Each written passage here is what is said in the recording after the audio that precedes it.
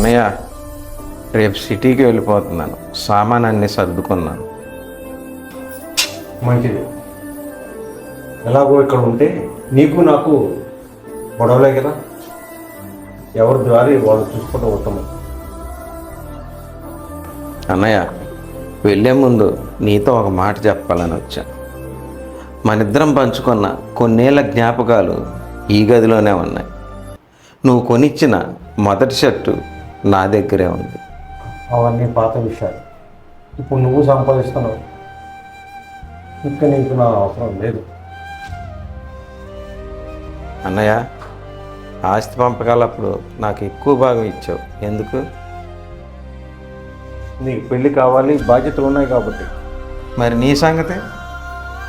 నీ ఆరోగ్యం బాగోలేనప్పుడు కూడా నా ఫీజుల కోసం ఓవర్ టైం చేసావు. అప్పుడు గుర్తు రాలేదా నీ ఆరోగ్యం గురించి? ఒక చిన్న మాట పట్టింపు కోసం నన్ను వెళ్ళిపోమంటున్నావు.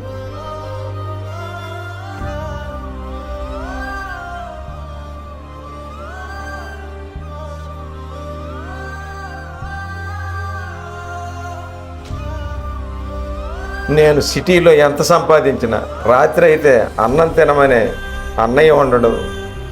నా తప్పును అరిచి చెప్పే నాన్న లాంటి తోడు ఉండదు.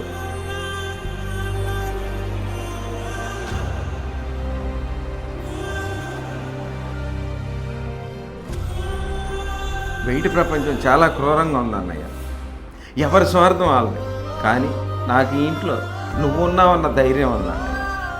నాకు ఆస్తి అంతస్తు వద్దని, నీ తమ్ముడిగా నాకు హక్కు ఉంటే చాలు.